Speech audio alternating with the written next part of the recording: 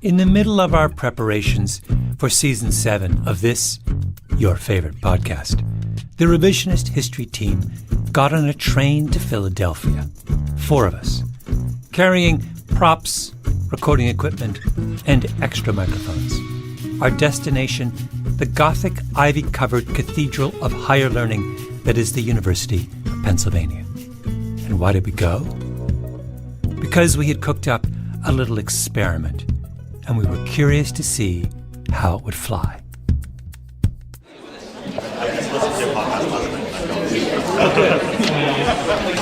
Thank you. Welcome to Full. Thank you. We commandeered one of the main lecture halls at the Wharton School, invited 75 or so students, all seniors, smart, focused, disciplined, future masters of the universe, and asked them to answer 10 simple questions, such as, how many years of your K-12 education were a public school, and how many were a private school? At the time of your graduation from high school, how many continents had you visited? At any point during your middle school and high school years, did your parents provide you with a private tutor? How you doing today, Mr. Gladwell? Pretty good. Enjoying myself. I looked out at rows and rows of eager students, hunched over their desks in anticipation, took a deep breath, and began. So my name is Malcolm Gladwell. I am the host of the podcast Revisionist History. The theme of this season of Revisionist History is experiments. And one of the experiments of this season involves all of you. So you guys are guinea pigs? Yes, guinea pigs. Because in the manner of all guinea pigs, they were entirely in the dark about what we had in store for them.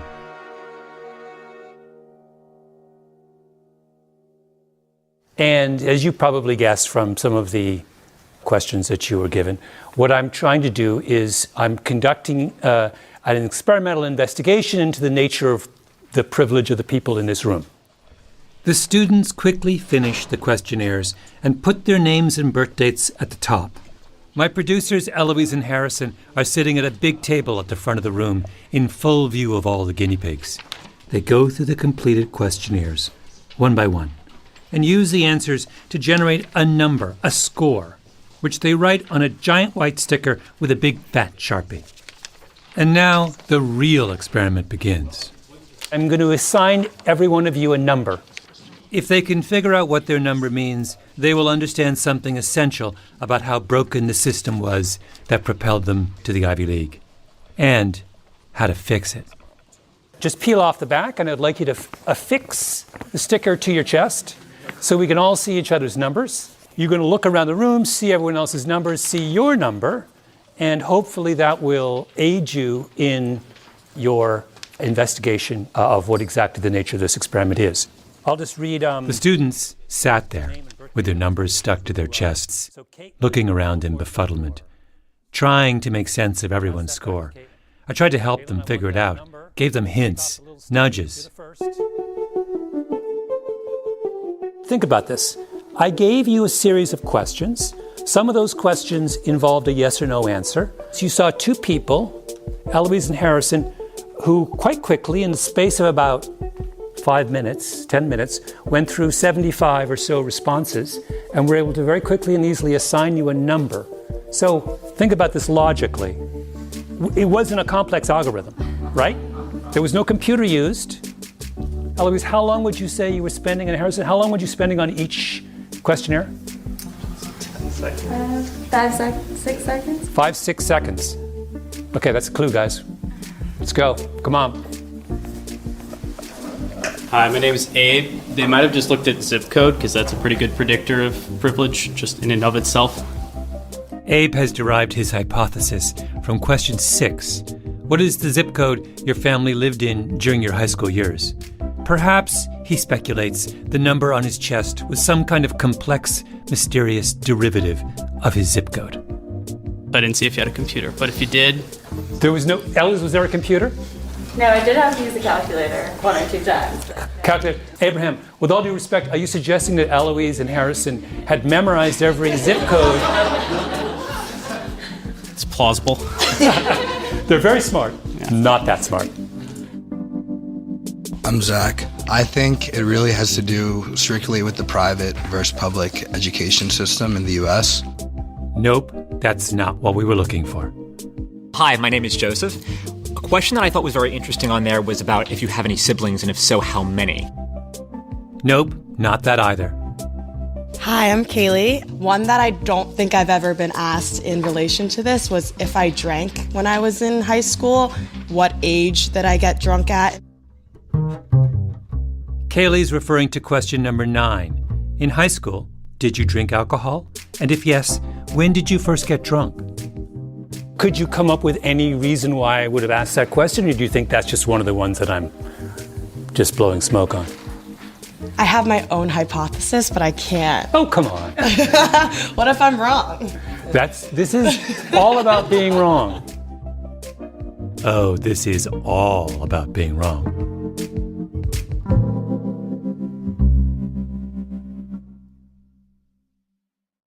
Once upon a time, in 2008, I wrote a book called Outliers, the first chapter of which was devoted to a phenomenon discovered in the 1980s by the Canadian psychologist Roger Barnsley.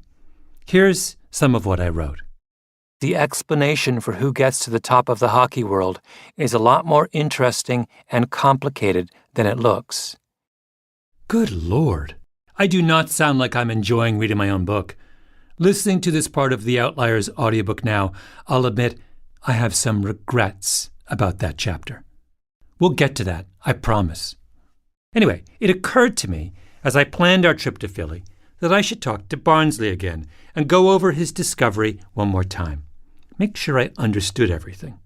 So I called him up and asked him to retell the story of how, in the early 1980s, he and his wife Paula stumbled upon what has come to be known as the relative age effect. We were living in Lethbridge, Alberta, and we went to a junior A hockey team. It was the Lethbridge Broncos at that time. Barnsley's wife Paula started reading the game program, which had the rosters of both teams listed in it. Paula said over to me, Roger, when do you think all these hockey players were born? And I remember thinking to myself, well, that's kind of a silly question.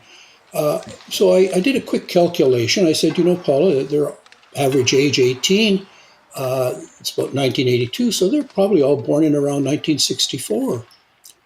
And she said, no, I'm not talking about the year. I'm talking about the month. And I said, what are you talking about?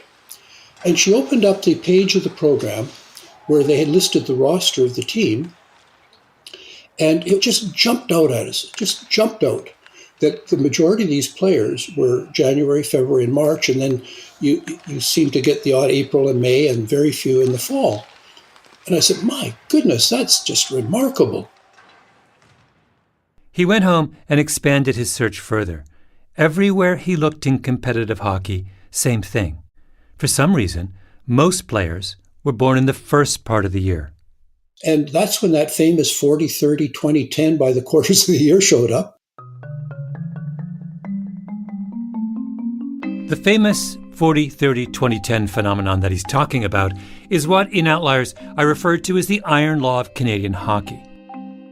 Quote, in any elite group of hockey players, the very best of the best, 40% of the players will have been born between January and March, 30% between April and June, 20% between July and September, and 10% between October and December. End quote. Now, why is this? It's because Canada is obsessed with hockey, and coaches start picking players for all-star traveling squads at the age of 9 or 10. Since the eligibility cutoff for Canadian hockey is January 1st, that means the coaches are choosing among 9-year-olds who are as much as 12 months apart. And 12 months age difference at the age of 9 is a lot. The January kids are bigger and stronger and more coordinated than the December kids, which means that the January kid is more likely to be chosen by the coaches for the traveling squad, which means, in turn, that they will practice 2 or 3 times as often, play more games, have better coaches, better competition than the kids left behind. And what began as a completely arbitrary advantage based on a quirk of birthdays turns over time into a real advantage. The same phenomenon holds true in other sports. Soccer, swimming, you name it. You can find the relative age effect everywhere. And of course, it also applies to the classroom. Teachers aren't any better than coaches at disentangling ability from maturity. So relatively older kids in elementary and middle school end up getting more encouragement. They tend to get better grades.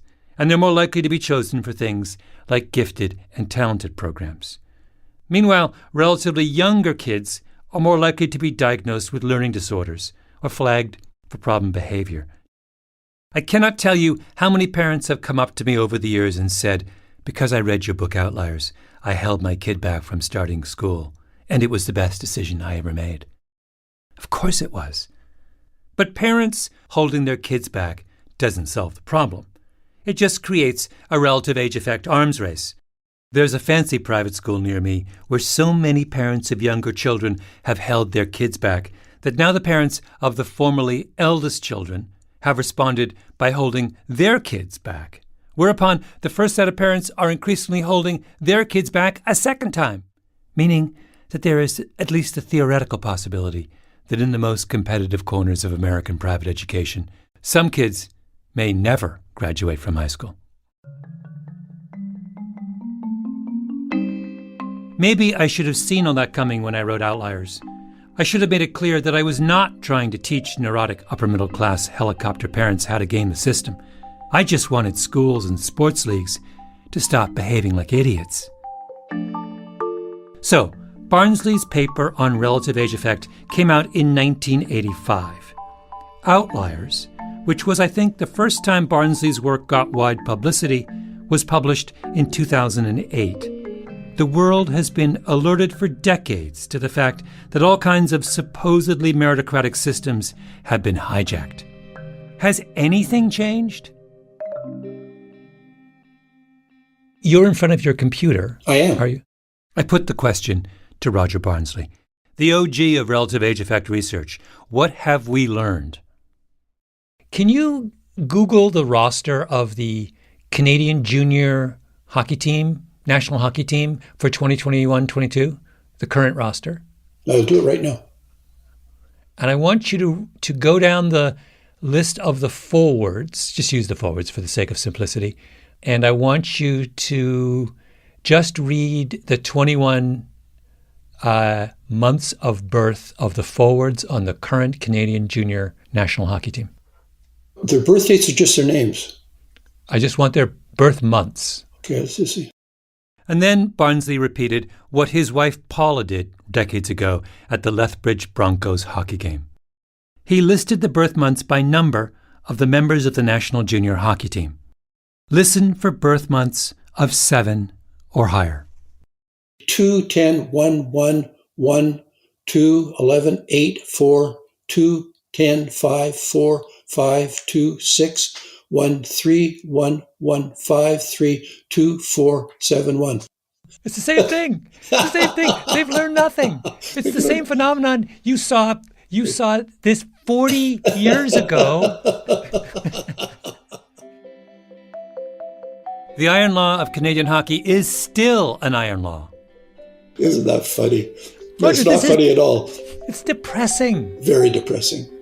Very depressing. Here we are, both Canadians. We are citizens of a country that cares more about hockey excellence than anything else. Let's be clear, anything else. And we are leaving an astonishing amount of talent on the table. Exactly. And we're refusing to learn. One of Canada's own prominent academics 40 years ago said to the hockey establishment, "What are you doing?" Yeah, that's right. And they haven't done anything. Canadian hockey hasn't done anything, but maybe revisionist history can.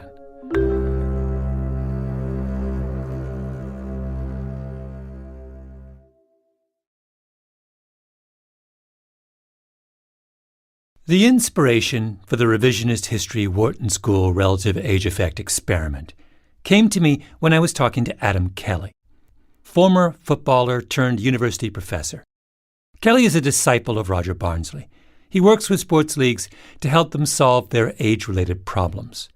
like England's Basketball Federation, which spent a small fortune setting up regional centres to identify promising players.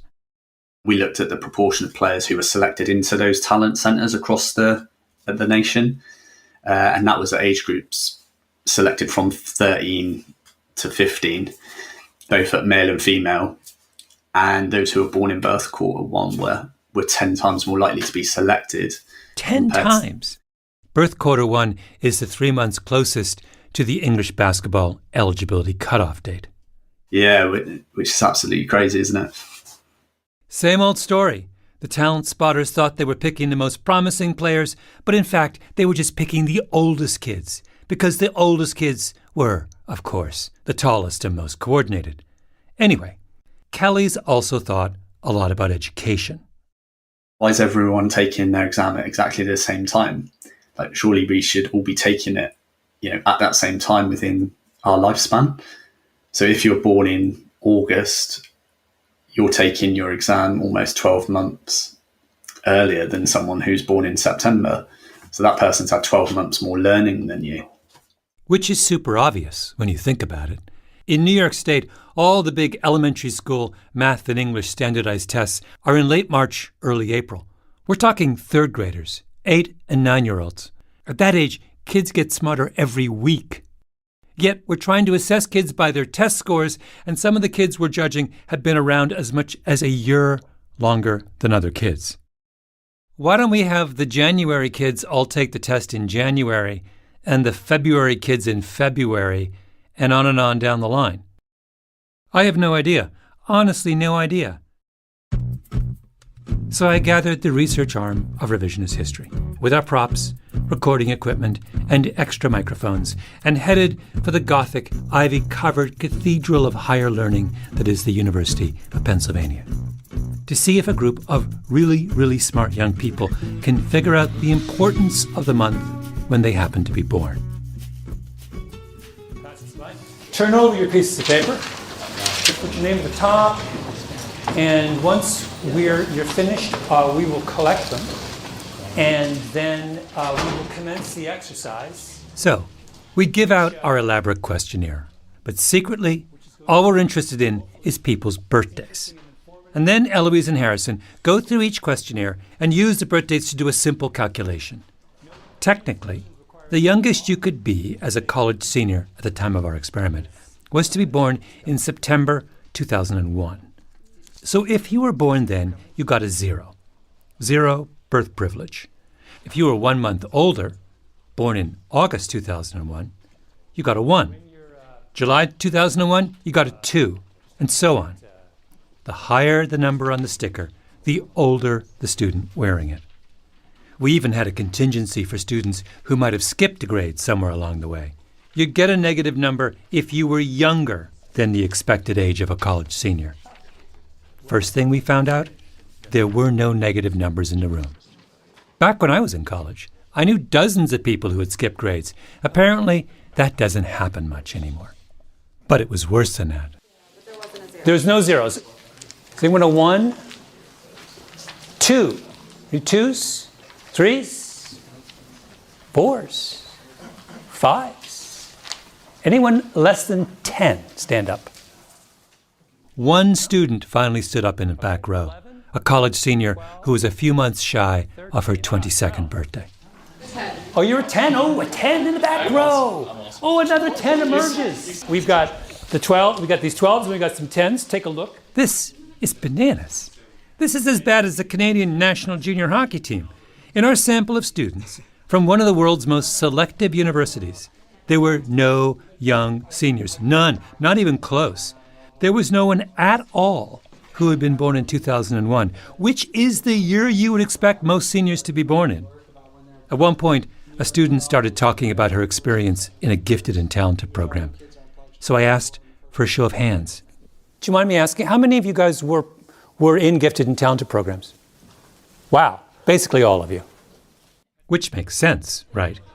These were a group of relatively old students, and being relatively older makes it more likely to get into a gifted and talented program. And getting into a gifted and talented program makes it more likely to get into a school like Penn, which is why our group of seniors that day at Wharton were all really old. What begins as arbitrary advantage hardens into privilege. A simple fact about their own success that our students still hadn't figured out.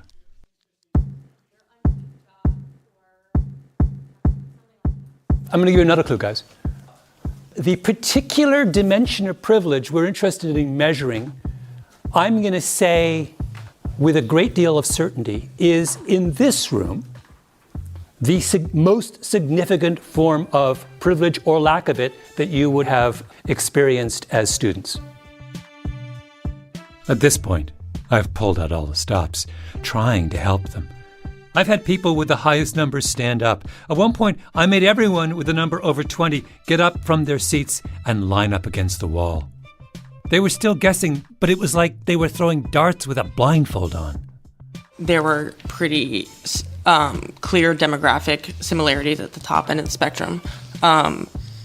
Racially was the most obvious in my eyes. Yeah. Okay. But also just in general that there were very few at the low end of the spectrum. Yeah. Was also noteworthy. How do you feel about being in the higher number group as opposed to the lower number group? I mean, it's just a fact. Like it is. It's I would say I'm coming into it. I'm aware of my privilege as a white woman, but I think it's about what you do with that privilege that's important. And then, after 40 minutes of floundering in the shallow end of the revisionist history research pool, a group of students in the front row put their heads together and then raised their hands. We have a hypothesis. That's Adam. Everyone in this front row group had the highest privilege score we handed out, 24 plus. Of course they figured it out first. They were the oldest students in the class. Next to Adam was Joseph. He was wearing a suit and a tie. Yeah, we have a hypothesis, 24 plus, is that a significant factor here is age, our absolute age. Yes. Like, how old are you? Because we're all a bunch of old seniors over here. Yeah. Older than usual. Yeah, Eureka! Phase 1 of the experiment was over. Now, phase 2. Because I intended to ask them if they wanted to do something about their arbitrary privilege.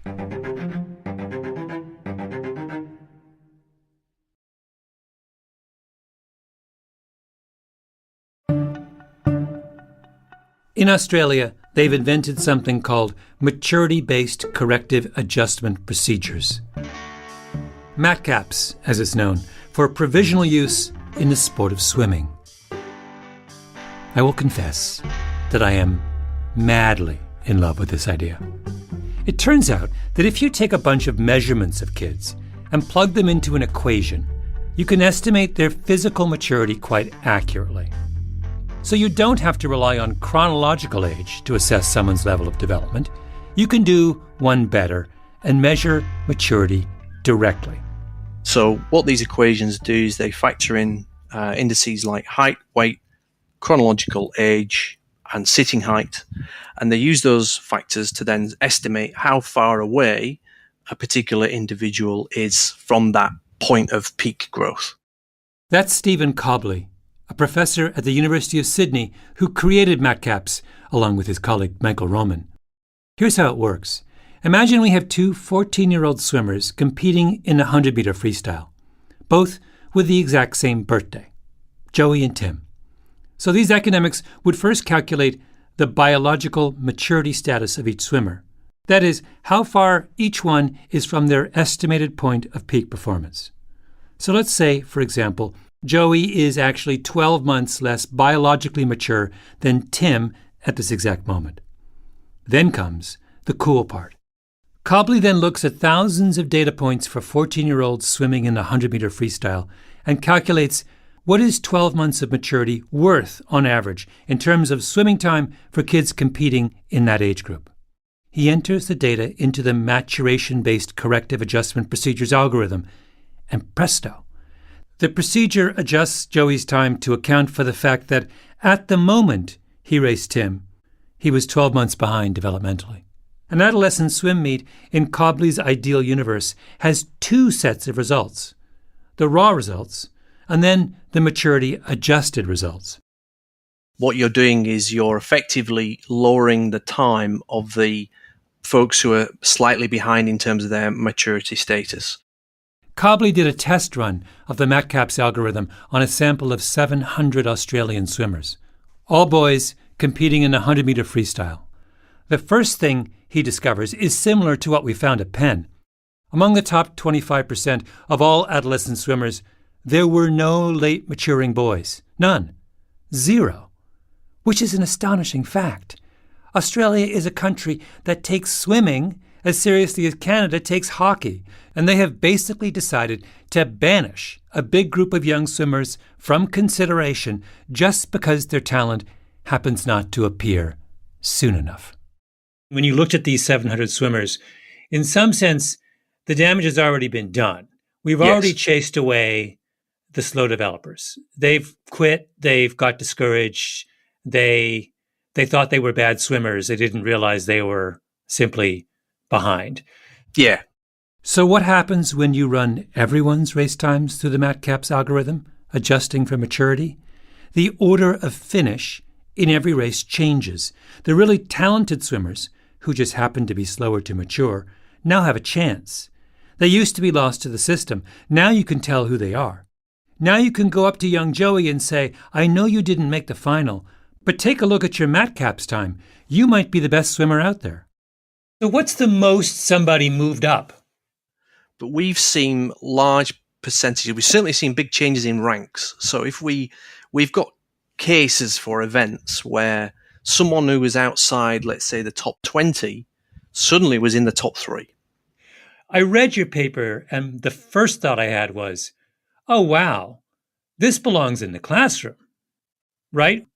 When you identify who gets into special gifted and talented programs, or when you decide who just isn't smart enough, or when you look at who you discourage and who you encourage, you've got to be making the same mistake, right?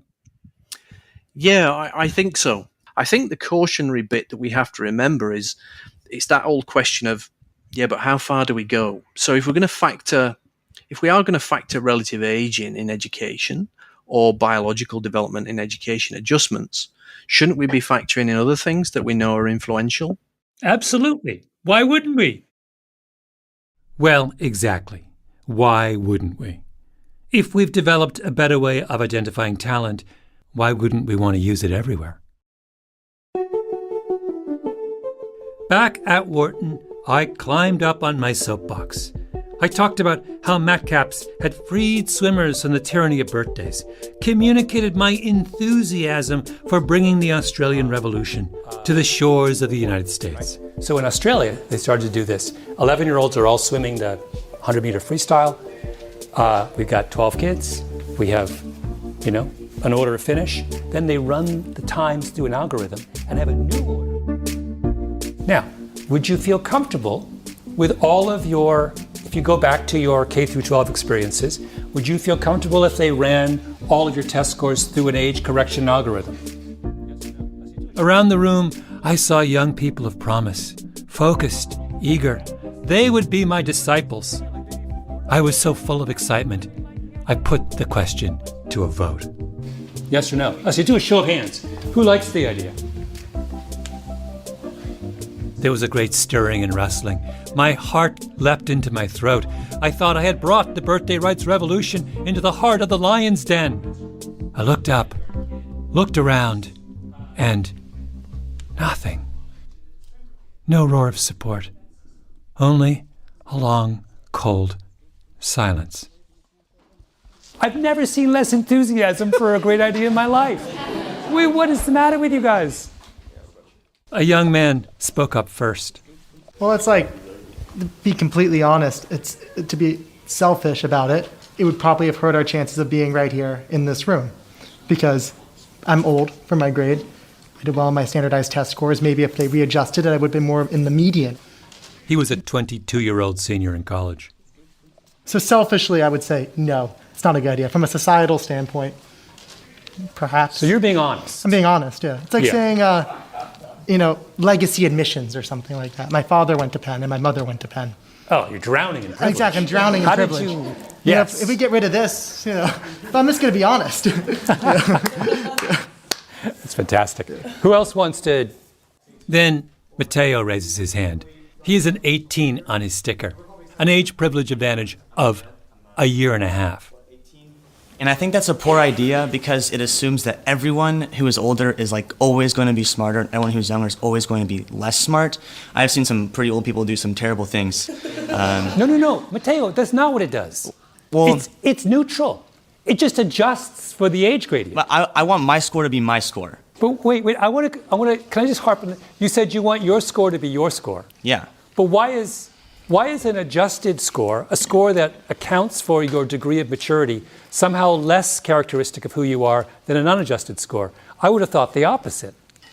A score that doesn't include information on your level of maturity would seem to be more artificial than one that does.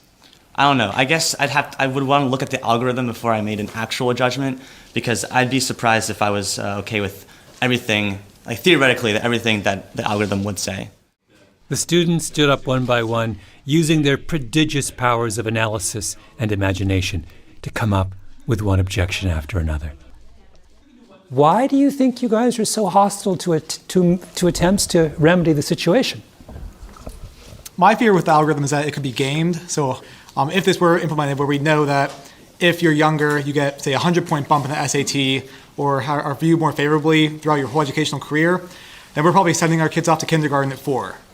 Or we're planning, whenever we have our kids, looking at whatever the cutoff date is for kindergarten, in September maybe, and saying, all right, we're going to reproduce 9 months before that, in December or January. It's the current system that's being gamed. We're responding to the gaming, are we not? Yeah, so I guess the fear is that the algorithm could be regamed. And yes, exactly. I put my hand on the table to steady myself. My head was spinning. These were the children of Outliers. Children raised according to the rules of a game I kind of helped set in motion. And now, the consensus among 75 elderly Ivy Leaguers was that the system should remain rigged in favor of the elderly. The apple cart must remain upright, with the shiniest and oldest apples on the top. Now, do I blame them? No, I don't. This is what happens when we give up on fairness as an essential principle. All that remains is cynicism. The students at Penn do not see the point of changing the system because their parents did not see the point of changing the system. And their parents didn't see the point because the schools didn't see the point. And the schools, for goodness sake, can't even rise from the slumber of their indifference to see that it makes no sense to give everyone an assessment test on the same day. We game the things that we've given up on. I tried my best in Outliers, but I subtitled the book The Story of Success, and if I learned anything from that afternoon at Penn, it's that we want to think about success as a word to describe ourselves, our own progress. But it's not really people who are successful. It's the systems around us. Great students and great hockey players come from great teams and great classrooms. And if you want to judge the success of those teams and classrooms, start by looking at their composition. Like, when was everyone born? And if we can't get that one right, God help us with everything else. All right. Thank you, guys. I hope this has all been fun. I hope this makes you feel free to wear your numbers for the balance of the school year. Revisionist History is produced by Eloise Linton, Lee Mengistu, and Jacob Smith, with Tali Emlin and Harrison Vijay Choi. Our editor is Julia Barton. Our executive producer is Mia Lobel. Original scoring by Luis Guerra, mastering by Flawn Williams, and engineering by Nina Lawrence. Fact-checking by Keisha Williams. Special thanks to Salman Ahad Khan for production help on this episode. I'm Malcolm Gladwell.